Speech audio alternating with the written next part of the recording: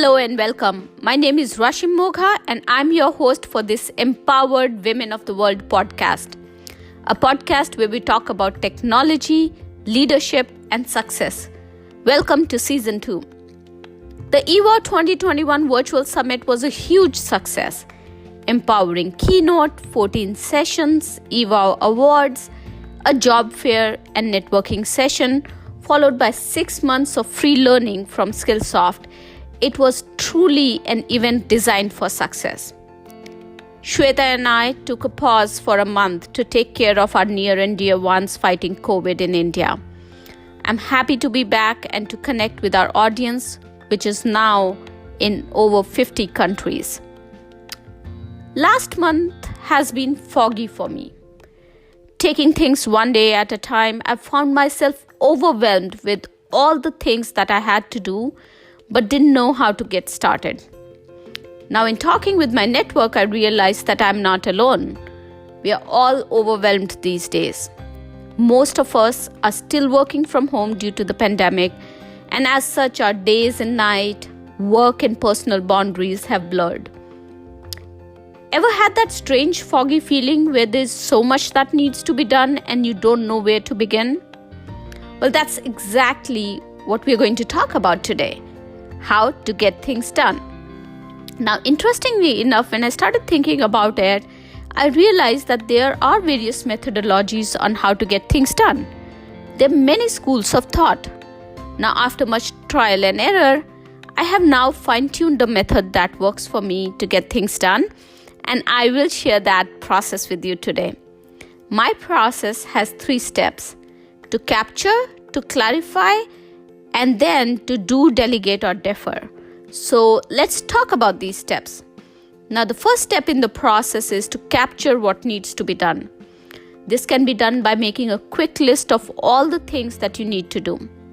Now, while creating this list, make sure that you write down all the tasks, personal or professional. And if you want, you can categorize them too.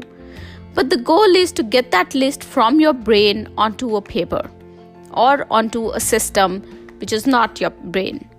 The moment you do that, you'll start feeling like things are under control.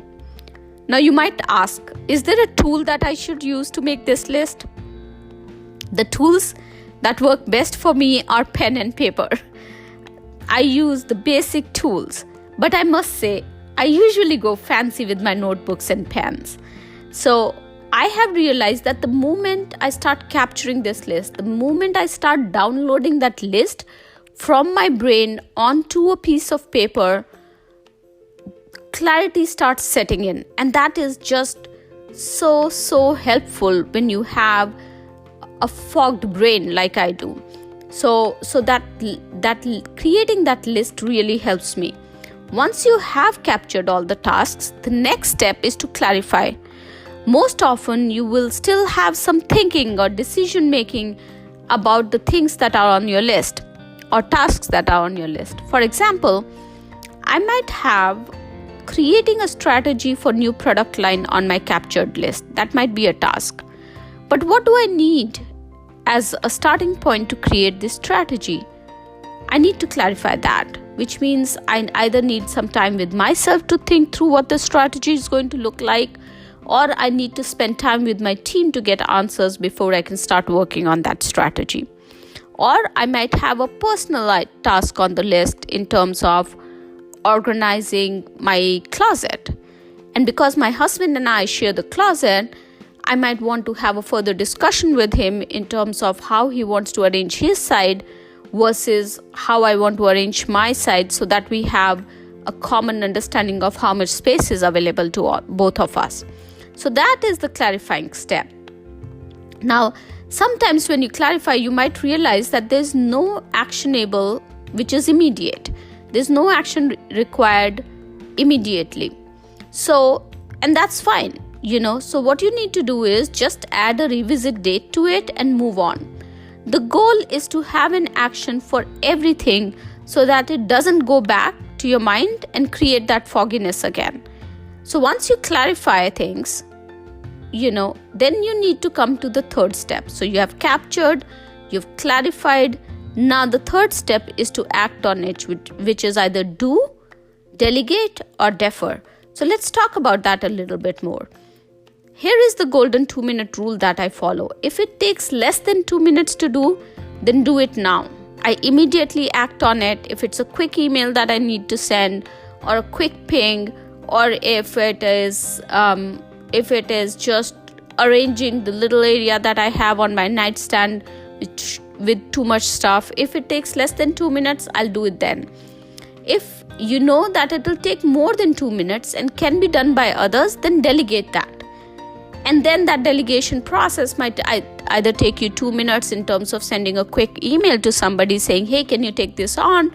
Or it might require you to think about whether you need to have a call with this person to delegate that task. If it will take more than 2 minutes and you can't delegate it, then put a calendar entry, schedule time to do that thing based on when is the deliverable date or by when the task need to be completed. So just by putting in that calendar entry and scheduling the time on your calendar to do that task, what you have done is you have identified a way to complete that task. I find this method to be highly, highly effective for me, both for professional as well as personal tasks. Especially in the situations when I feel that I have a lot to do and I feel overwhelmed.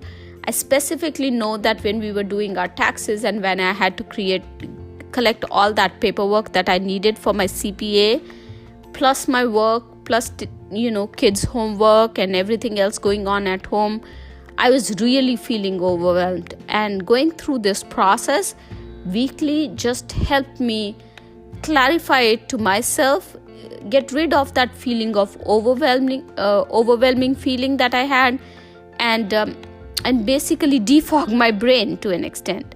This method gave me instant clarity, helped me move from chaos in mind to an action plan that I could actually work on. So if you have a lot going on, if you have a lot on your plate and don't know how to get it done, give this method a try and let me know if this method works for you.